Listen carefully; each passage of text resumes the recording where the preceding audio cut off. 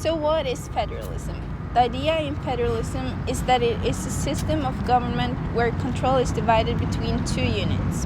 In the case of the United States, control is divided between something called the federal government and the state governments. Some decisions are mandated by the federal government, but many decisions are left to the states. The decisions made by the smaller political divisions or states are those not mandated by the federal government.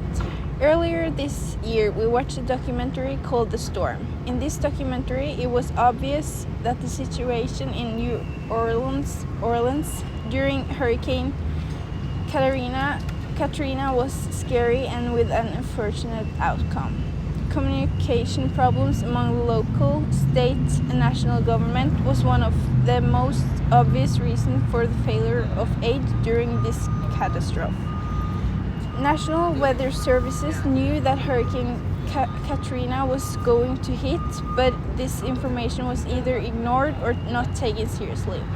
Katrina escalated from an emergency to a huge disaster. The documentary highlighted how the government should help its citizens when a crisis hits and how important it is to be prepared. For the major issues that occurred during Hurricane Katrina, there were lots of different disagreements between FEMA, the national, state, and local governments over how to prepare for Katrina and what to actually do when Katrina struck New Orleans.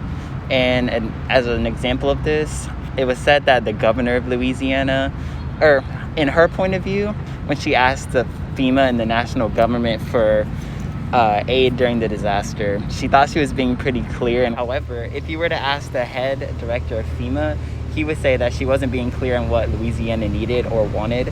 So when they finally did get supplies out to New Orleans and Louisiana, there was too little, too late. Furthermore, Louisiana's National Guard, which was supposed to come in and be prepared for the disaster when Katrina actually struck, where they were in the Jackson Barracks quickly flooded, so they had to tend to their own problems before they could assist the citizens in New Orleans. Another example of different how federalism contributes to the disorganization in Hurricane Katrina's reaction or the preparation for Hurricane Katrina. It was said that most of Louisiana state officials were located 80 miles away from where Katrina struck in New Orleans. And once Katrina actually struck, it was hard to get officials or state and local officials to communicate because all the power lines had been destroyed. So that further delayed the recovery effort and response effort for the first responders who are trying to tend to the destruction that Hurricane Katrina left behind. Problems of miscommunication and lack of government delegation can be seen in today's crisis of the COVID-19 pandemic. Upon hearing the news of a widespread disease raging throughout the world, American governments lacked a sense of urgency for retaliation against the virus and lacked a sense of enforcement as well. For example, the federal government placed a mandatory mandate on the use of masks and social distancing, but local governments were able to disregard that mandate and chose to enforce their own opposing regulations. This example of federalism ultimately increased the spread of the disease and proved to negatively affect the communalism of not only the nation but the world. Despite the age of technology that we live in, the constant access to information increases our chance of misinformation about the virus and innumerable other things. Ironically, the means of communication and delegation that victims of Hurricane Katrina so desperately needed in 2004 hinders the government's ability to act during the COVID crisis today. These examples show just how much fragmentation within a government can affect an individual's life. Typically, the role of the governor is not what most people expect. It is more a figurehead rather than the president of the state, like most people would imagine, and instead it is based on their capacity to persuade. And what this means is that their ability to rally the people and be a motivational leader in times of hardship, and also to promote the values and laws of the state. They work parallel to other offices such as the Agricultural Commissioner, the Attorney General, Railroad Commission, and Board of Education, under the idea of this plural executive where each office operates separately and possesses different authorities.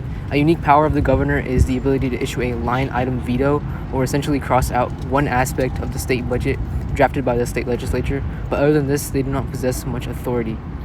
This changed, however, when current Greg Abbott issued a public health emergency and issued a disaster declaration. By doing so, it pulled powers to regulate health and safety, many of the police powers that are dedicated to by the Constitution to state localities to the governorship.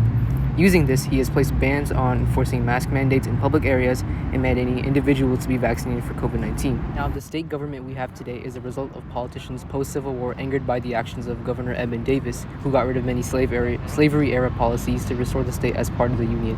And this was a part of the Reconstruction process, basically reincorporating former slave states back into the U.S.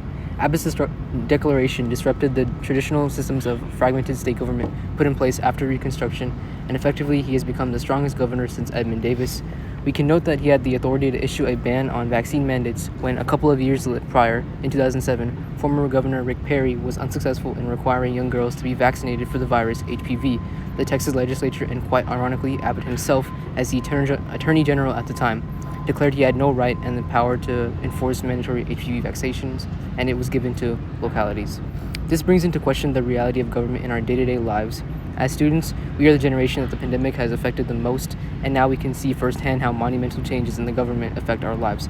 As such, we are not required to be vaccinated for COVID-19 as a public institution, nor do any other individuals, as it continues to remain a voluntary choice.